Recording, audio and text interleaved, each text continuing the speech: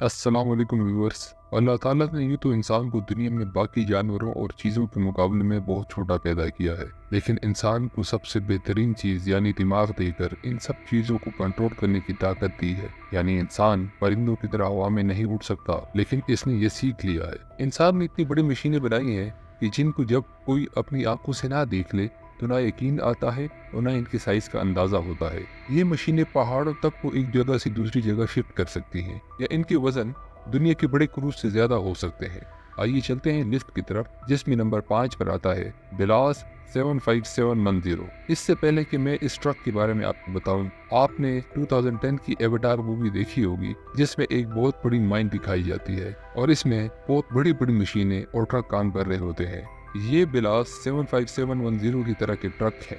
ये 2013 से अभी तक दुनिया का सबसे बड़ा ट्रक होने का एजाज रखता है। ये ट्रक बेलारूस ने बनाया है और ये 496 टन वजन उठाता है, जो तकरीबन 3 बड़ी ब्लू व्हेल के बराबर है। ये तकरीबन 20 मीटर्स लंबा यानी 2 डबल डेकर बसों के बराबर है। ये साइबेरिया के कोल माइंस में काम करता है और इसके साइज पर नहीं जाना, ये 23 आवर्स मुसलसल काम कर सकता है। इसके अलावा इसका एक टायर सिर्फ $90,000 का आता है और पूरे ट्रक की कीमत $5 मिलियन है। इसकी top speed 64 kilometre per hour है।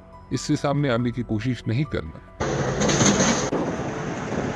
नंबर 4 पर आता है कोमात्सु PHL 2350। ये Guinness book of world record के मुताबिक दुनिया का सबसे बड़ा व्हील लोडर है। ये स्पेशली बिलास ट्रकों को लोड करने के लिए बनाया गया है।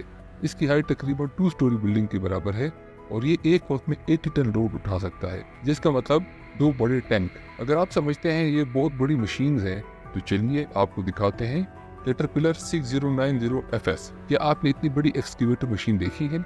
ये दुनिया की सबसे बड़ी एक्सकेवेटर मशीन है। ये माइनिंग और खुदाई के लिए इस्तेमाल होती है, लेकिन भारी चीजें उठाने के लिए भी इस्तेमाल हो सकती है। ये एक वक्त में 103 टन वजन उठा सकती है। और अगर आप इसका कंपैरिजन करना चाहें तो एक अफ्रीकन एलिफेंट का वजन 8 टन होता है।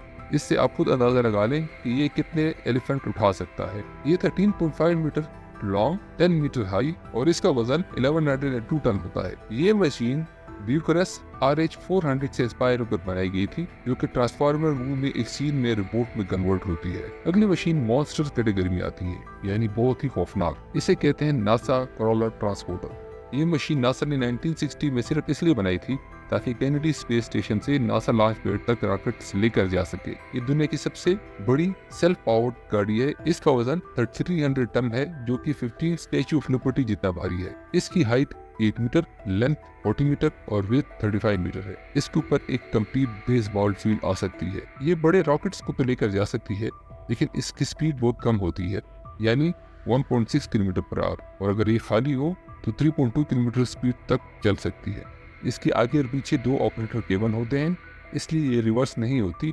जब एक डेस्टिनेशन पर पहुंच जाए तो ड्राइवर सिंपली उठकर पिछले वाले केबल में आकर इसको वापस चलाना शुरू कर देता है। नंबर 1 मशीन दिखाने से पहले आप जो मूवी सीन में मशीनें देख रहे हैं, अगर मैं आपको ये बताऊं कि ये वाकई एग्जिस्ट करती है, जी हाँ, ये पूरे अर्थ की सबसे हेवी जमीनी गाड़ी है, जिसे कहते हैं टाइगर 293। ये 225 मीटर लंबी और 95 मीटर ऊंची है, जो लग्जरी ओशन लाइनर्स की तरह वजनी है। जमीन पर इस मशीन का वजन 15,650 टन है और ये एक खौफनाक बला की तरह है। और ये जर्मनी में कोयले की कारों में काम करती है। इसको चलाने के लिए 20,000 किलोवाट्स बिजली चाहिए, जो एक छोटे से शहर को चलाने के लिए काफी है। 18 बाल्टी यानी बकेट्स लगी होती हैं और हर बकेट 7,000 किलो कोयला उठा सकती है। कोयले को एक कन्वेयर बेल्ट पर लोड किया जाता है, जो मरकजी कान से जुड़ता है। वहाँ से इसे ट्रेन पर लादकर जनवरी भर के पावर स्टेशन में भेजा जाता है। ये मशीन सिर्फ खड़ी नहीं रहती बल्कि चलती भी है, और जब ये एक कान में काम खत्म कर देती है